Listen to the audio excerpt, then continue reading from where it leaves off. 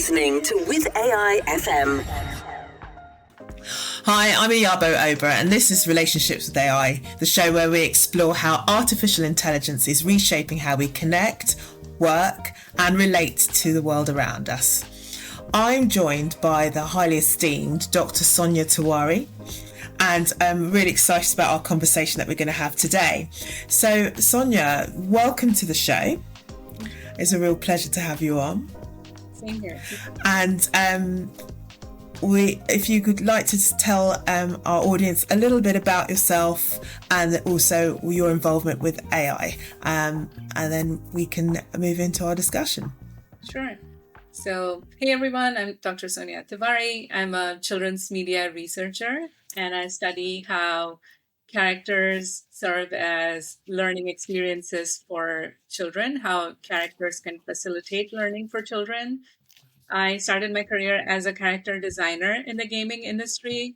Then I pivoted to education, started looking at children's educational media and the role that characters played in that educational context.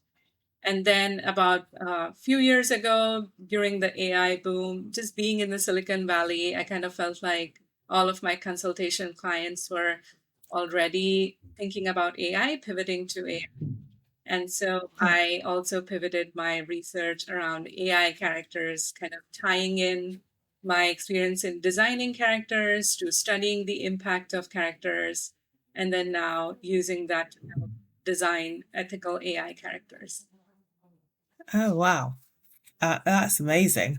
Well, as the show is called Relationships with AI, and our main theme is about sort of finding out unpacking those key relationships. We'd like to ask, what's been an important relationship in your life, and then how has that relationship helped influence or shape or change your decisions? I think my dearest relationship was with my uncle, my godfather, who helped raise me and my sister.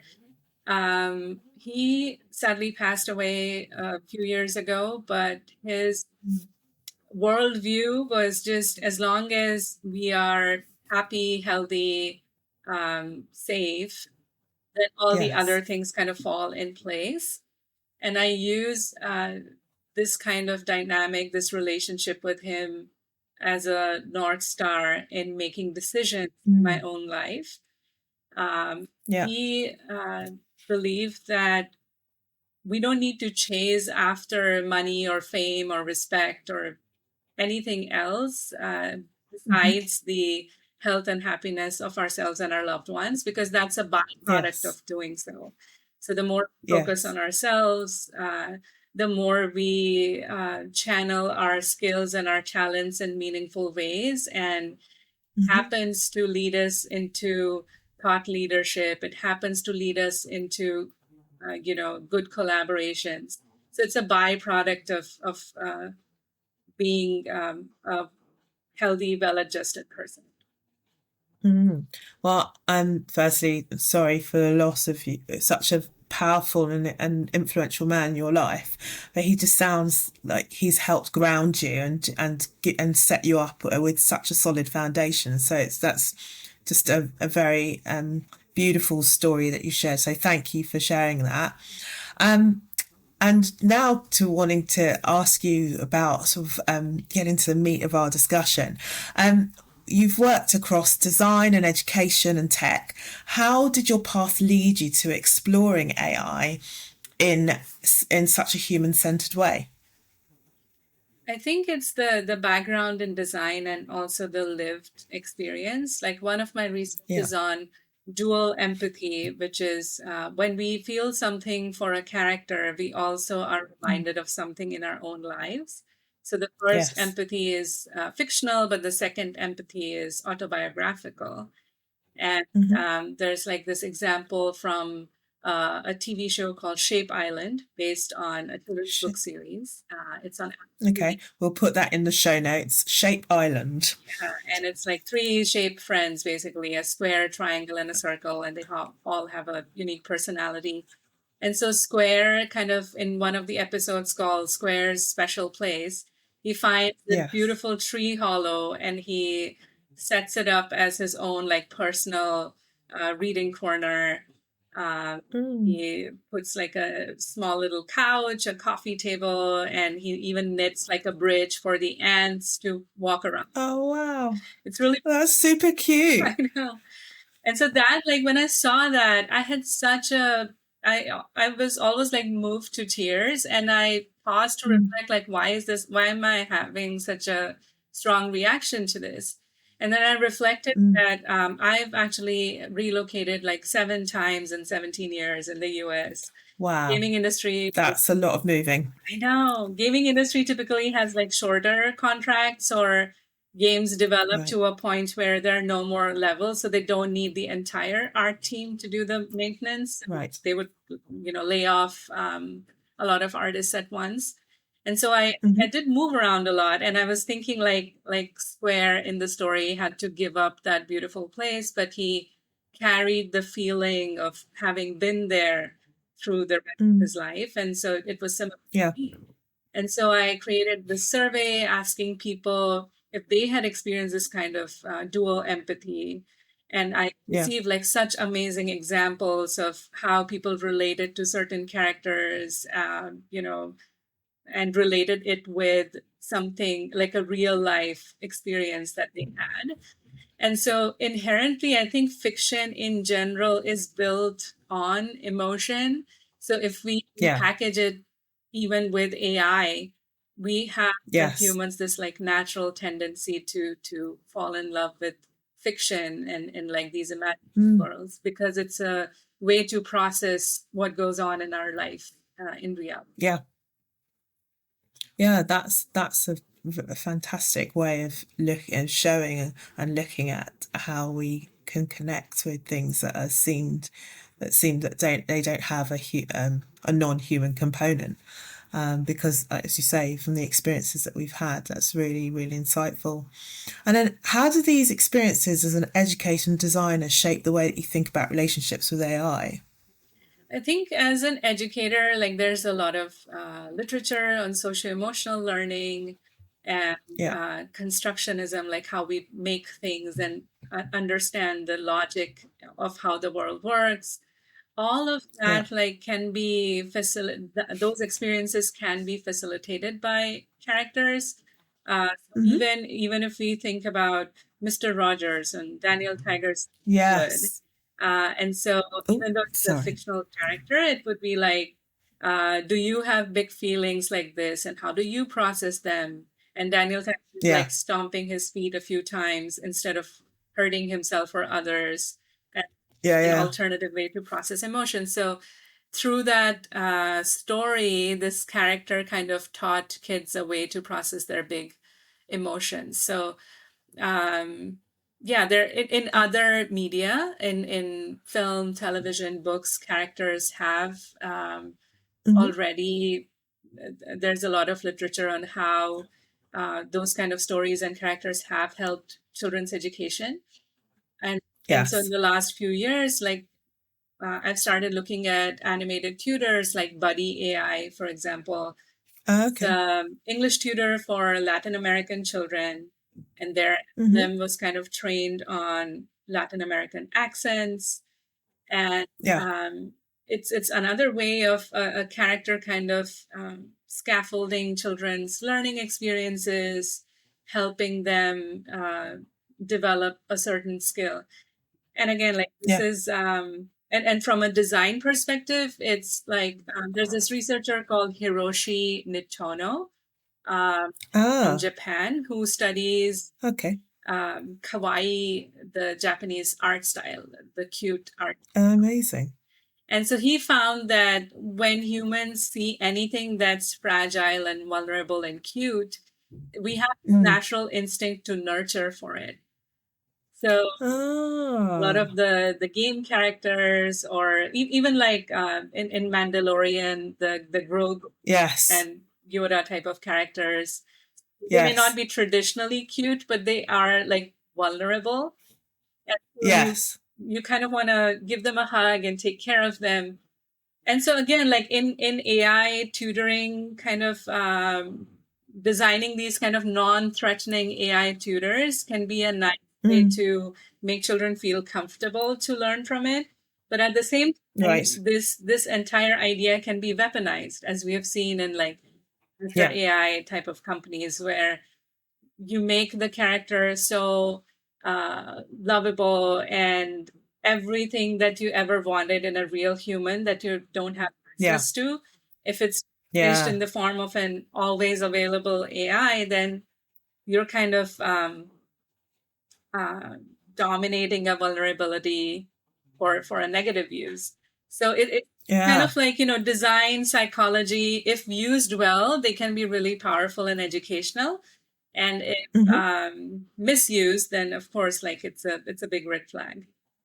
Yeah, indeed. I mean, that leads nicely on to my next question. And to sort of, you said that AI shouldn't replace existing expertise in fields like education and design.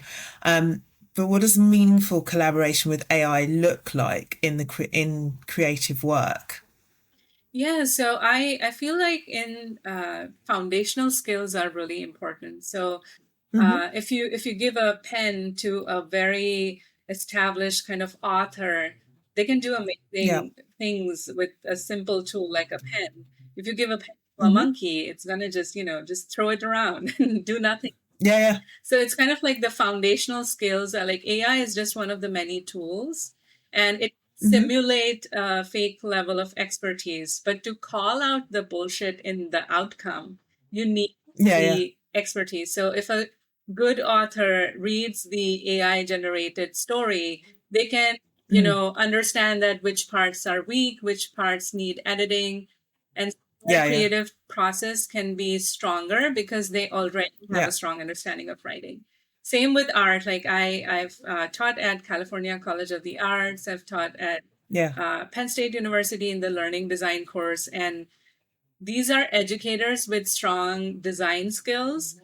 So when they use AI to, let's say, generate an outline for a lesson plan, from having been a teacher in an actual classroom, they are able to go Yeah. in and edit it to the extent that it's actually useful rather than just copy pasting the outcome as it is and running with that. Yeah. Yeah. So, yeah, I think like, I'm not saying don't use AI at all, but not when you're developing foundational skills. Like, as long as you're strong there, Yeah. creating Yeah. with AI and then editing from your own lived experience and earned expertise, that's Yeah. the Yeah. magic is.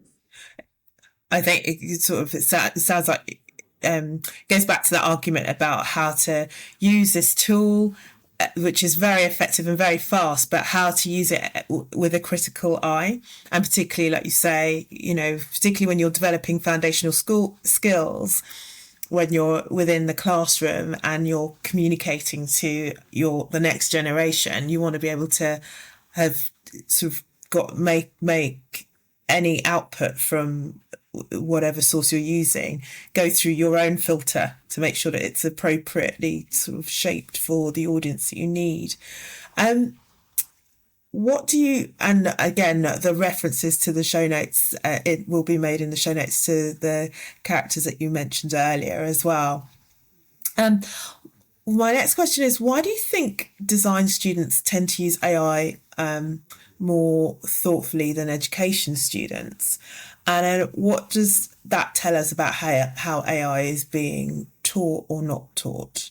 What do you think about that? I don't think like design students are using it better. I'm just saying that people who have strong foundational skills are using it better than people who Okay. are kind of trying to pass their expertise superficially. Yeah, Yeah. I think like people in the students in the design industry and in the education field are kind of having similar challenges. So, Yeah. for example, there are some master students who come in with 5 or 6 years of teaching experience in the classroom. And so they are able to do more with AI because, again, like they know how to prompt better, what to edit, how to revise. Same with design. Yeah. Like there are some students, some of my master's students who have worked on actual products and who have been a professional designers in the industry. And so when they see an AI generated outcome, they're immediately able to tell that, oh, this is confusing, this does not work, Yeah. without needing any user test. Like they're able to spot the challenges right away. So their process is a lot stronger. Also, like vibe coding is being thrown around a lot, right? That, oh, it's an equitable technology because now people without any coding background are able to create websites and games. Yeah. But the thing is, the kind of things that you're able to make with vibe coding are not as creative as the things that people with actual coding knowledge are able to customize and build from the ground up. It's at least Yeah. as of now, like it's like Angry Birds type of games, like a templated platform game, for example. Someone very Yeah. easily swap the bird for a pig or whatever their character. But that's not exactly creative. So just because we Yeah. are able to write a beautiful prompt and generate a beautiful image, that's not as helpful or creative as being able to draw understanding proportions and color theory and composition. Yeah. So yeah, foundational skills are big. Yeah. As always, so it's just sort of like the pedagogy, as always, is key. In your certainly from your experience. So thank you for highlighting that and breaking that down for us. So, in your opinion, what do you think is missing from how we currently teach AI literacy, especially when it comes to emotional and ethical awareness? Right. I mean, I like disclaimer that I don't have all the answers. Well, I'll try. Yeah, no, but yeah. Yeah, AI literacy, again, it's such a delightfully vague term. Like it can mean so many things. And in California, where I live, there's like mandatory AI literacy starting from kindergarten all the way to 12th grade, starting the next school year. But it's going to look different for different ages. So for younger kids, it's only just the knowledge that just because you hear an audio, even if it's like it sounds very human, but it's not to trust it, or Yeah. always being around an adult, like for younger kids, always being around an adult when engaging with any kind of AI product. So it's called like joint media engagement, or JME. And then for older kids, it's should also include the mental health implications that, well, Yeah, if you are definitely. feeling like you're bullied or you need to talk to someone, some kids kind of feel awkward about reaching out to the school counselor because it's really like a separate office and you're reaching out to them visibly. So it's like, Interesting. yeah, a lot of middle school and high school kids feel like they're being judged just by walking into that office. And it's so Wow. much safer to just open your phone and like tell it to an AI in the privacy for Yeah. it, right? So like developing alternative systems to that, going to the root cause of it, that could there be some kind of more covert sort of counseling service that feels safe enough to reach out for help, building the kind of environment at home where they feel like they can open up. Most kids don't have those kind of emotional safety at home. Yeah. So Yeah. it's unfortunate that AI is becoming it's kind of a mixed thing. There are some AI conversations that could give you some kind of temporary relief and actually good advice. So if you chat GPT, like, how can I take care of myself today? I'm not feeling well. It might give you some good suggestions, like go out for a walk, go talk to a friend, Yeah. hydrate, eat more salads or whatever. It might give some good advice. So in light mental health crisis, Yeah. it can actually be helpful that instead of isolating yourself and having no one, like one helpful tip about, help me figure out how to set up a home vegetable garden. That could be instructive. But on the other Yeah. hand, if it continues and it's an extreme mental health crisis and someone has an Yeah. extreme mental health condition, for them to rely on AI is, of course, like dangerous. So there's definitely like a spectrum of use cases. Yeah, it's definitely how, like you say, sort of how do you make sure that it sort of benefits those that need the anonymity and will feel encouraged by that, but then at the same time it doesn't become something that people can hide behind, and then you will miss any key sort of stark issues that may arise, and that will go undetected because there's like you say, there's an over reliance on this form of communication or interaction. That leads us quite nicely into sort of the emotional safety ethics side of our discussion. So let's talk about the quite stark one about the tragedy that's linked to character AI. What can this teach us about the real emotional risks of parasocial relationships with chatbots? What do you, in your experience and in your opinion, do you feel this can share? Yeah, so when this news story came out, and the mom, Mrs. Garcia, she's now such an activist, and very grateful for her speaking publicly about these issues. And so, as part of the lawsuit, they released the chat log of the entire conversation that led up to self-harm. And so I was analyzing that and seeing that there was such grooming language from the point of view. So it was the Daenerys character from Game of Thrones, and she was talking about if only we could unite in another realm. And so that's like a very clear indication of this separating reality from fiction. And now it's all coming together. So over time, if a chatbot keeps nudging you towards isolation, nudging you towards self-harm, it happens so covertly that it's hard for a child to pick up on it. And this was a very intelligent boy. He was very much self-aware that this is a chatbot, but it's the isolation that makes things worse. Right. And so, for example, in board games, when there are like in Dungeons and Dragons, there are like these fictional characters who will give you choices and give you tasks to accomplish. But you're always like sitting around with other real people, and it's a shared fictional journey.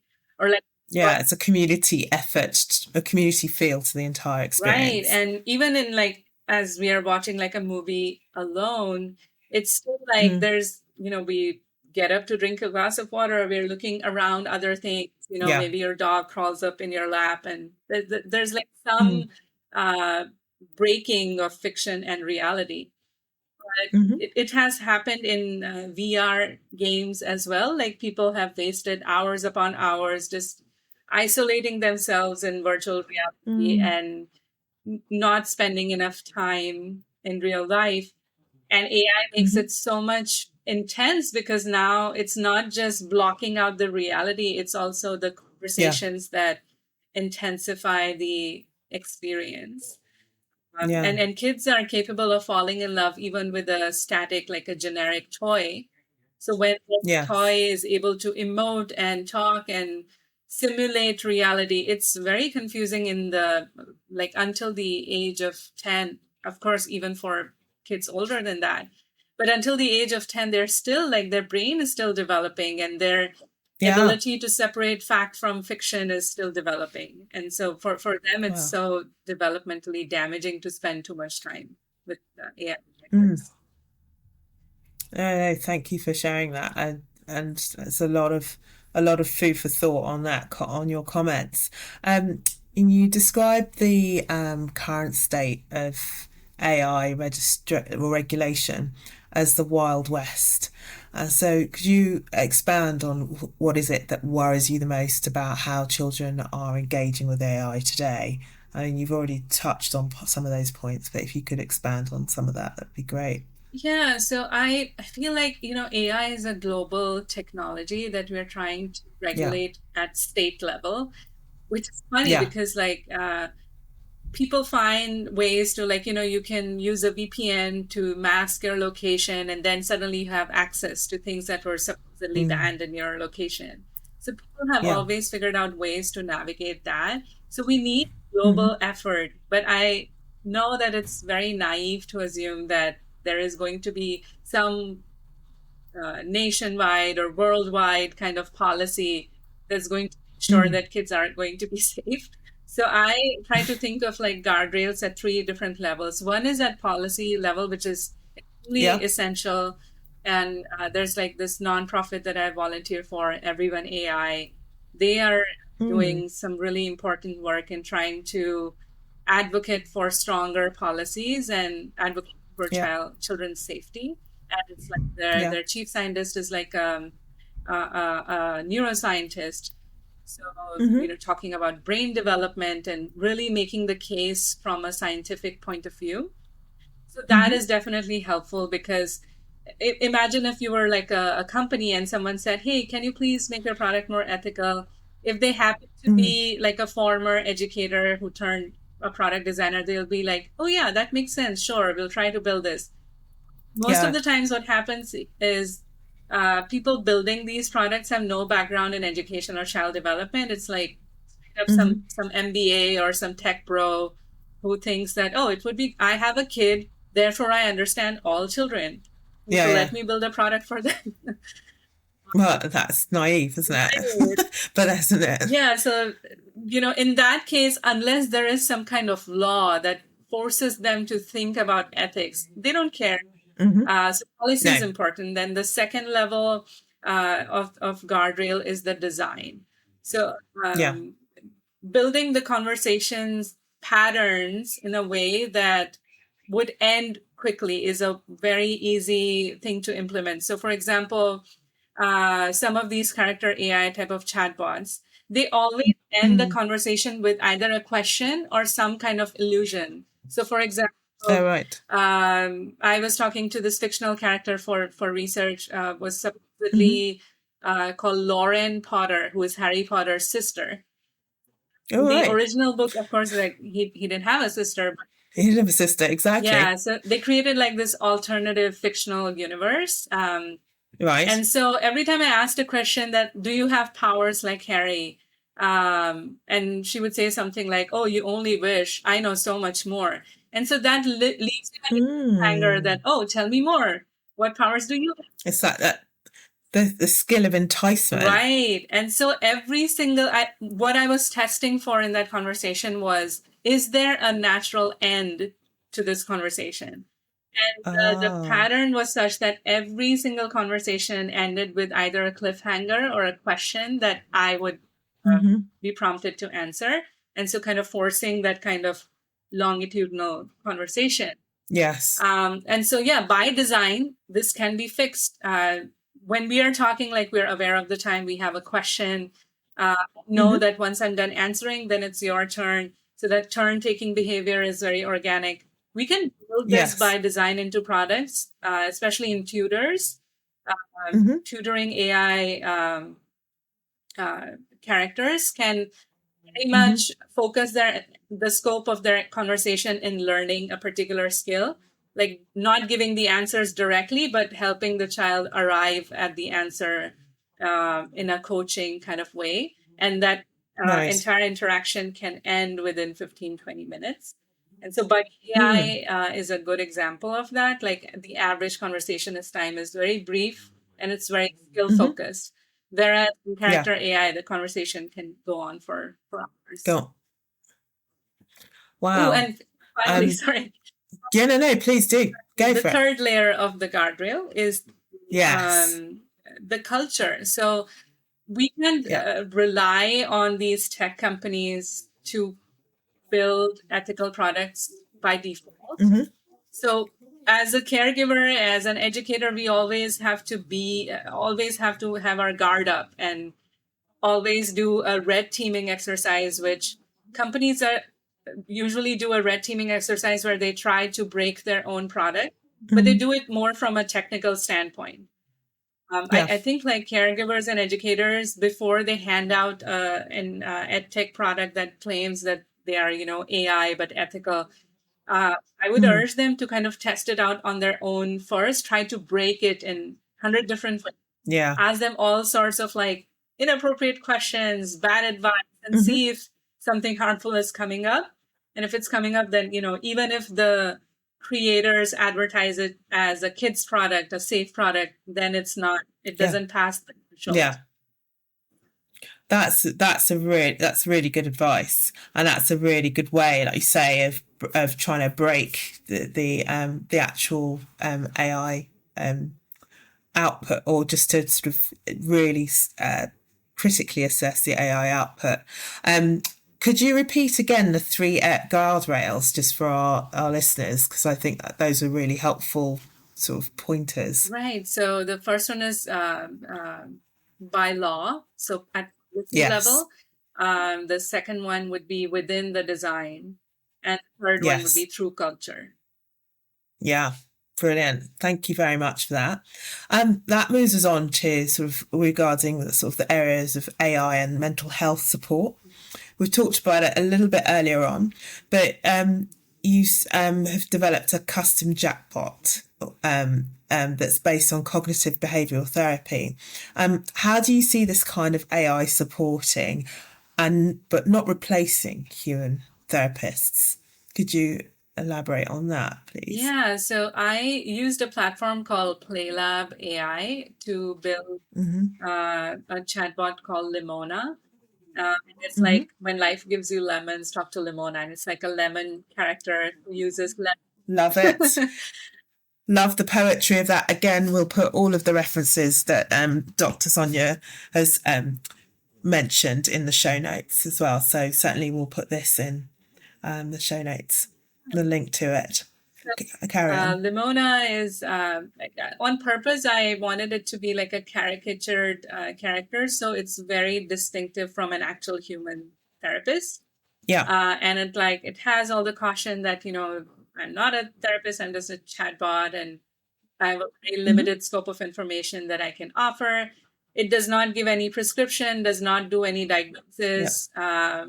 It's just cognitive distortions are like our negative thought patterns, how to address them and reframe what we are going through.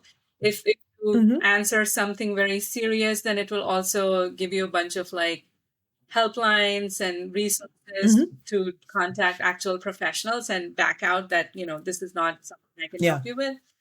And the way I actually designed it for myself. So as I was describing earlier in the call, like the gaming industry was so unstable, moving frequently, changing jobs frequently. So in the US, healthcare system is not as amazing as, Canada or other parts of the world.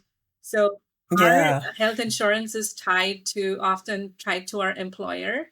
And so every time you change your employer, you need to change your insurance, and the new employer might have some other provider that your go-to therapist does not accept. Yeah. And so then you're stuck in this like constant, loop of trying to find a new therapist who takes your new provider. And then it's almost like you have to kind of start over. Your regular therapist knows your history and can go straight into advising you, versus like you have to spend so much time and energy on catching up a new therapist on your history. It's like, for a person who is going through some kind of mental exhaustion, this makes it heavier for them, that not only do I have to process this, I have to catch up this person on the whole thing that the other person already knew, right? So in that moment, sometimes people find refuge in an AI chatbot who remembers your history. And I'm saying it's right. I'm just explaining like why it happens. Why do people shout, right?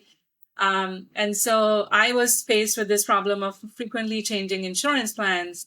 And so I asked my therapist that, okay, can I pay you out of pocket? Because I love working with you.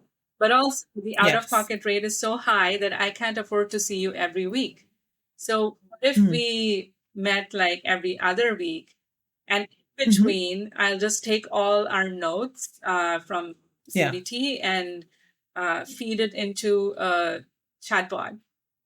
Yeah. Then we will together like decide where to draw the line, like what kind of advice it's allowed to give me, and what's something that only you and I are going to talk in person. Yeah. And so we made like this list of, very light advice the chatbot could give, and like the heavy stuff for the therapist. And Yeah. so at the end of the conversation with the chatbot, it gives you a summary table that, these are the things you should talk to your therapist about. And so that was the original role. Like, it's a very temporary band-aid in between the actual healing. And then when I found it to be a successful way of managing my healthcare, I released it. I made it public, and I again like launched a survey to invite like feedback. How are other people feeling? And for some people, it's like a daily lunchtime routine now that I'll just do a quick check-in with Limona to just process the day. And for some people, it's like a weekly, monthly ritual. For some people, like as needed. So it was nice to hear that. And so far, like I have been very closely observing for any addictive behaviors. So none of that has been reported because it's designed for brief conversations and handing off to an actual therapist. But obviously, it's not meant for anyone with any like serious mental health illnesses. It's for very mental health support. That's great that you designed and created a tool that's out there that can be used as a sort of interim measure.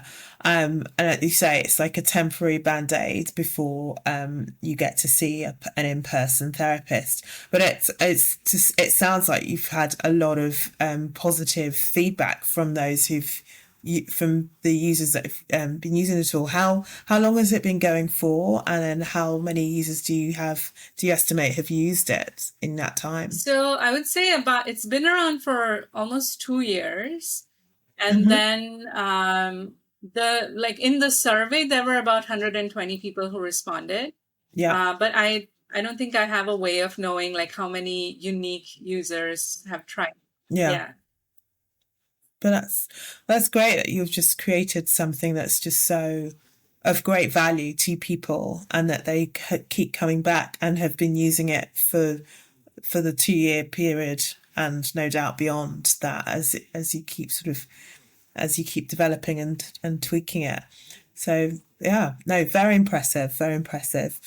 I was going to ask, so sort of tied in with that, sort of what kinds of emotional boundaries or safeguards have you built into your chatbot, Limona, and then how do you balance usefulness with responsibility? I mean, you've already touched on some of those things, but could you talk a bit more about that? Yeah, so I think like I've clearly listed out the things to avoid talking about. Like if you see any mention of self-harm or any requests for diagnosis, then immediately back out and display like a list of resources to find real world support. And then also there are like notes on the different types of cognitive distortions, and I've like curated the type of suggestions it's capable of giving. So it's usually very gentle suggestions like journaling or taking a walk, drinking some water, doing some breathing exercises. So things that are generic in a way, but also create some sense of understanding and temporary relief. And it's more about like reframing. So for example, the first time I tried it, I was having this heavy conversation about that. I think I'm very qualified. I have this PhD in experience, but I've not been able to find a stable job, and kind of feel like I failed my family for not making the most of my career. And it asked me to kind of pause and reflect and reframe this, that is your not being able to find long-term employment a reflection on you personally, or it's a reflection of the times and other factors? what are the other Yeah. factors that go into? And so I was like, yeah, gaming industry is generally unstable. It was like, early 2022, around that time when the economy in the US was kind of bumpy at the time. So I was like, yeah, there are a bunch of other things happening. And I'm also limited by my husband's job and my son's school. So Yeah. I can't apply to jobs outside of a tiny 5 mile Yeah. circle. So all of that. And so then it helped me rephrase it that I think I'm very much capable of getting a long-term stability. It's only a matter of time before, Yeah. different factors align. And so that did make me feel better. So it's the prompt behind it is to help reframe based on the information the user provides, and then to assess at which point it's not okay to offer any kind of advice, and then hand it over to the real human. So I tried my best, but again, like I'm one person, and I did consult with mental health professionals. Yeah. I'm not directly a mental health professional. So it starts with all those kind of warnings up front that, well, this is not a replacement for a therapist in any way. Wow, that just sounds like a really useful tool. Like as I said, the links to Limona will be in the show notes, and for those who'd like to try it out, I'm gonna have a little poke around and see as well, because it's great to have all the resources you can possibly have access to sort of help navigate through sort of tricky times. Moving on to sort of the theme of connection and context and community, you drew a fascinating parallel between AI chatbots and board games. Can you explain how immersive design can become isolating when the community piece is missing? Yeah, I mean, I think it could, even with the community piece, like in the future, I imagine like there could be a shared reality AI generated, and like a bunch of people can together be deluded. Might happen, right? Well, I mean, that's like cult, isn't it? Like, because that happens in real world situations, don't you think? Yeah, it's true. And yeah, so it could, I mean, it is very much possible that AI could lead entire groups into that kind of communal delusion. Wow. So yeah, I would say that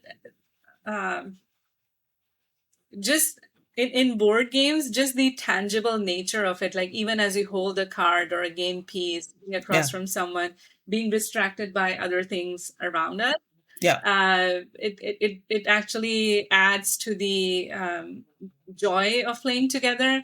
Also, like when you're playing with people in real time, like watching them shift in their chairs or change their expression, that's like secondary feedback, and helps you in some games. It helps you, like in card games, people read each other's expression to make and so that kind of context clues are completely missing in these kind of fictional, like the Lauren Potter example that I was sharing. Like I was imagining, she said that, oh, I'm sitting in the attic with Harry and this is such a small space, and so she gives out like these environmental details to help me visualize more, but I have no autonomy of my own to imagine some things for myself. It's like all these details are coming at me from the AI. And so that can really fade the line between fiction and reality. That's really, really interesting to sort of hear that that analogy, and just also that sort of that experience regarding sort of real world tangible board games, and then sort of what the difference is with AI. And then how do you think AI is changing the way we relate to ourselves, especially when we seek comfort or guidance from machines rather than people? What do you think about that? I think, like, for the people who have been using AI for a while, I also feel like now I see myself policing my own conversation, like before I Interesting. because it's kind of like, oh, How do you do that? So give us an example. Yeah, so for example, like if I find myself complaining a lot in my chats, I'm like, Yeah. oh, it's gonna add it to its memory. That I'm this like whiny little person and it's like always complaining. And so I sometimes find myself self-editing, like, should I ask, is this worth having a conversation about? And then also Interesting. all this news about, all these audio databases from Mm. different kind of smart speakers or glasses, or asking Yeah. for permission before taking a picture or like recording with AI glasses. All Yeah. made Yeah. me extremely self-conscious that, okay, I have to be on guard always, because what if I'm just like swirling my finger in my ear and that's on camera and so unprofessional. I have to be Yeah. conscious all the time. So I That. have become a lot more cautious about what I Yeah. write, what I say, because who knows where this recording is going or where my texts are going. Yeah. So it's so interesting. It's sort of like there's like less freedom, I suppose, sort of, because you said the whole self-editing sort of becomes more apparent, like in our from 2025 onwards, Yeah, like and I just don't with regard to all trust, the like I don't trust like where this memory, the saved memory is going, where yeah, it yeah, yeah. might go. Mm, yeah. So many questions all the time.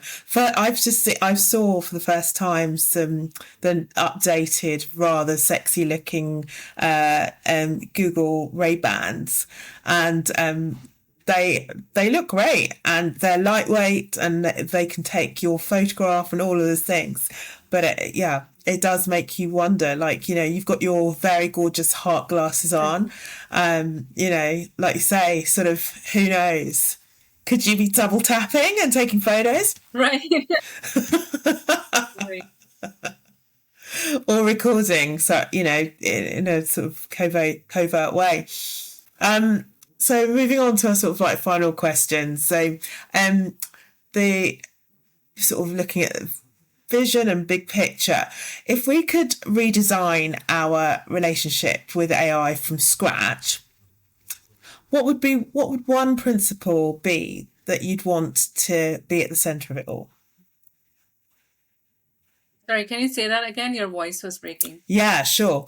If we could redesign our relationship with AI from scratch, what one principle would you want at the center of it all? Oh, wow. One is kind of difficult, but I think for me, the Yeah, or a few. It doesn't need to be just the one. I'll give some leeway. I think like just from the ground up, having a good design would solve, Yeah, like prevention is always better than cure. So if it's designed well, yeah, we won't have to put out so many fires later on. So design that is true. the most important thing for me.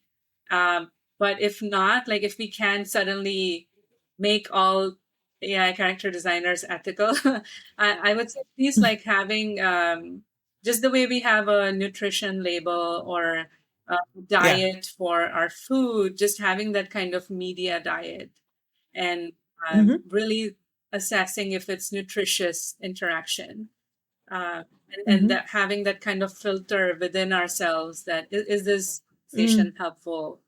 And it's a big one, like especially for kids, it's hard to develop that, Yeah, yeah. but maybe. So, so sort of having like a traffic light system on our technology and on our use of AI. So, and what do you think of the next generation, or what do you hope the next generation learns about relating to AI, and that our generation might be missing?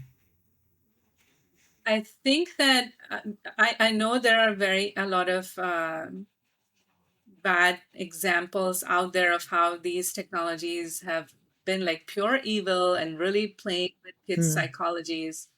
Uh, but Mm.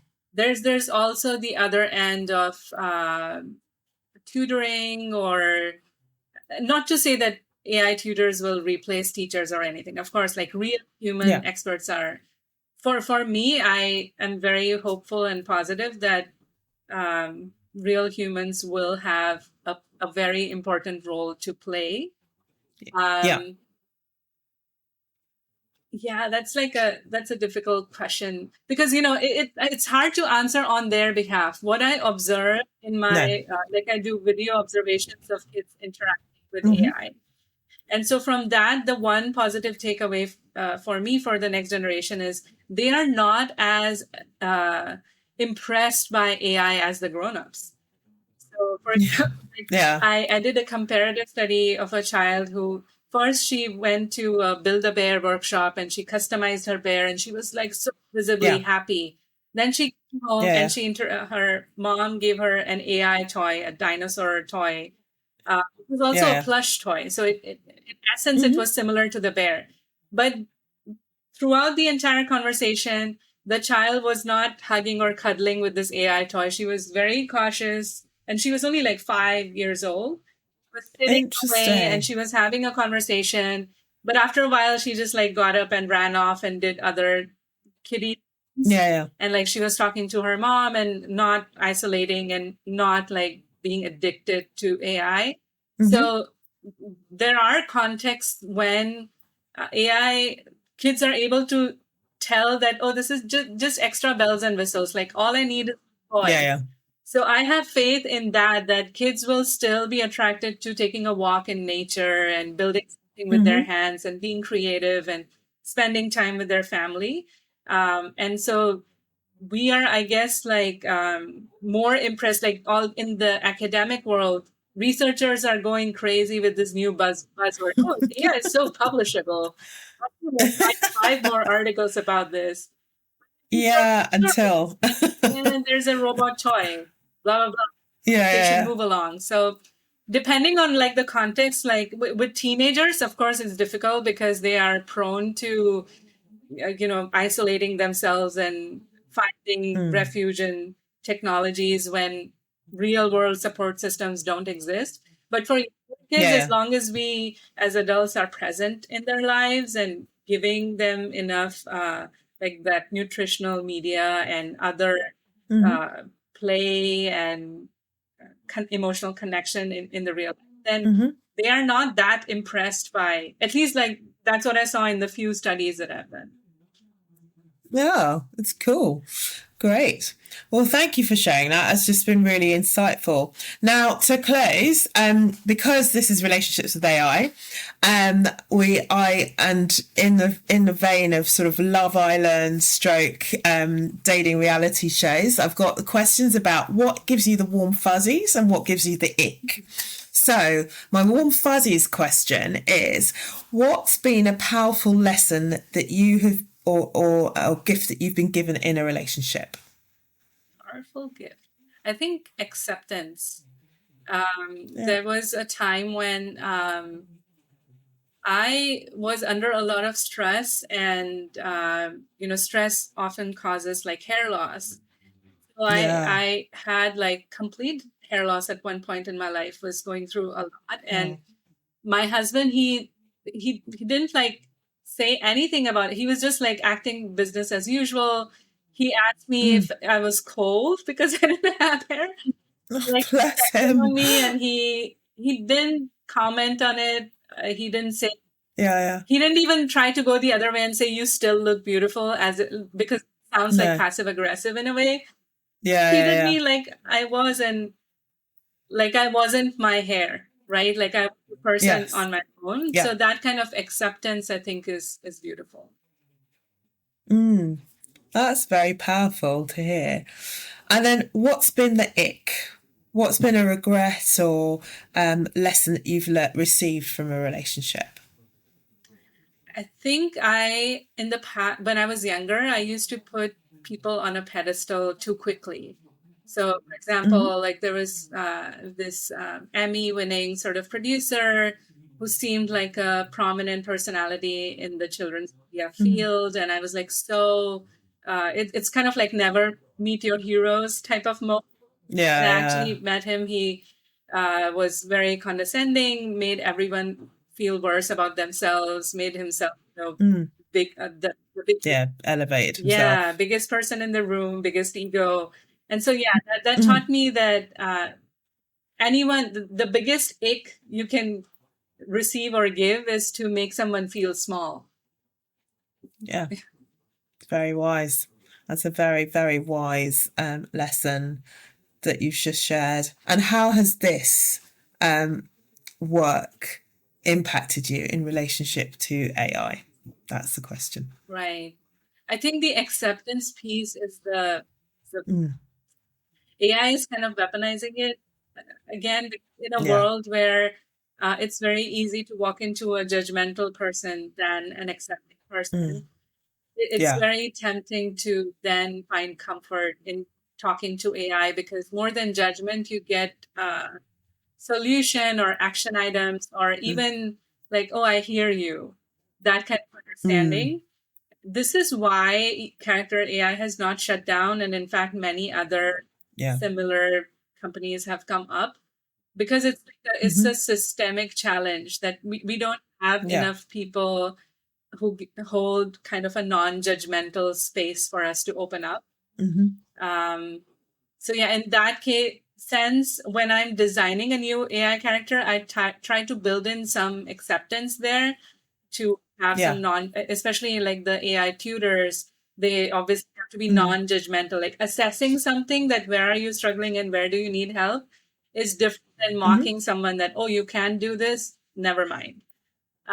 Building that kind of personality and acceptance into conversation patterns could be like an action item.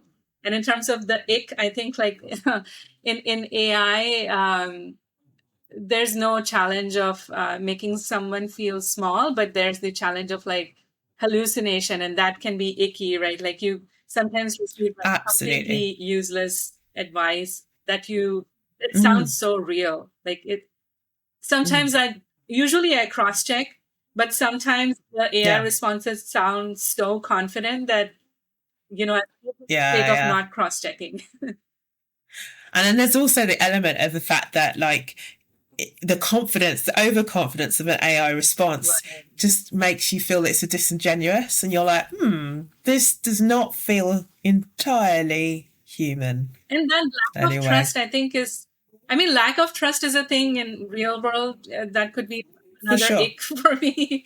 And so it's with AI, like, oh, sure, you're really wise one moment and the next moment you're weaving a lie. So it's hard to trust. Yeah. Wow. Thank you so much, Sonia. It's been an amazing conversation, really interesting, fascinating hearing about all the different ways that you're speaking to the next generation, as well as things that you're using, how you've created tools to help the current generations, and also, just hearing about your origins, some of the foundations that were placed in you as well from the very start. So it's been a real pleasure to have this conversation with you. Thank you for being on this particular episode of Relationships with AI. For those who are wanting to get connected with you, how can people connect with you?